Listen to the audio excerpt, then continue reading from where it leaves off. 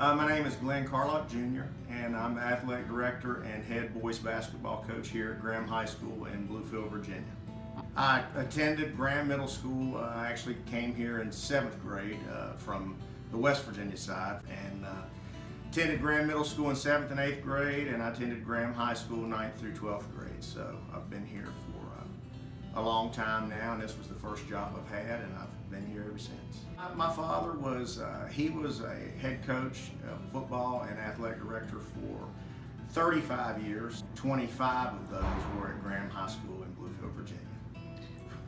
I was taught the game at an early age by Coach Don Jones, and basically it sparked my interest to become a basketball coach, and it is my favorite sport to coach. For me personally, I'm a very superstitious person.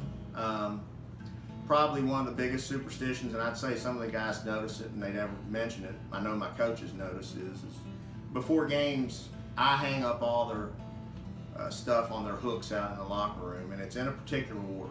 You can call it my OCD, you can call it whatever you want to kick in, but the first thing hanging there is their warm-up pants, then their warm-up top, then their game jersey, then their game shorts, then their game tights, then their socks, and you know, it's a particular order of operations for us that has to be there to at least make me feel comfortable about what we're getting ready to do. We're in a lot of games because of our heart and our grit and our passion for the game and our hard work. And sometimes, you know, we may be lined up against a group that you think we don't have a chance against, but in the end, you know, we've been able to pull out some games against teams we shouldn't have because of the work ethic and our mindset.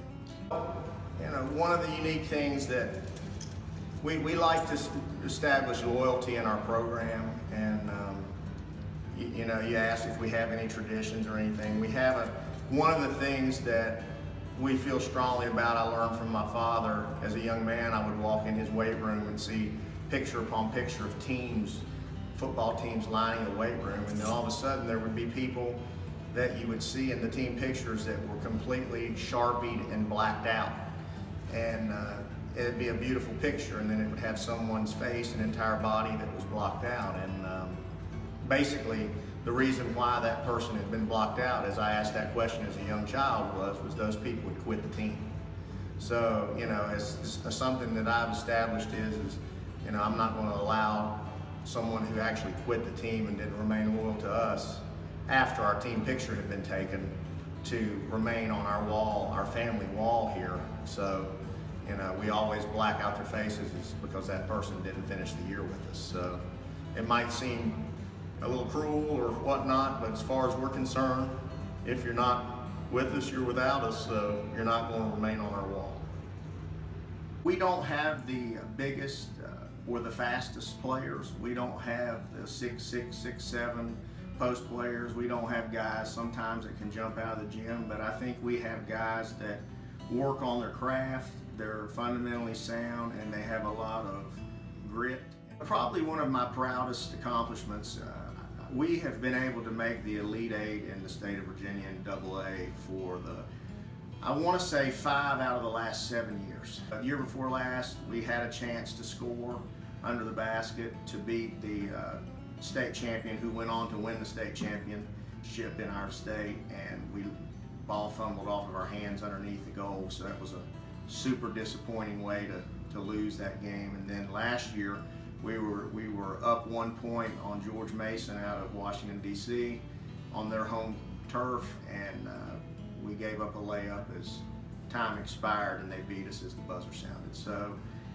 So to speak, I guess the last couple of years we felt like the Buffalo Bills of football here in the early 90s, where we just lost on last second things and we haven't been able to pull it through. But you know, I tell my guys and I tell myself that these things happen for reasons. It wasn't our time yet, it wasn't meant to be. So when it is, we'll pull through and make it, but right now it makes us work harder and makes us hungrier. I have a lot of players that I've really thought a lot of. And you know, the year before last, I had 2 young men that were with me for 4 years and started for me for 4 years, in Colby Hill and Tony Hood. And both of those young men went on to play college basketball and are currently playing college basketball this day. They were phenomenal, two of the best basketball players I've ever coached on the same team, but once again, two phenomenal kids.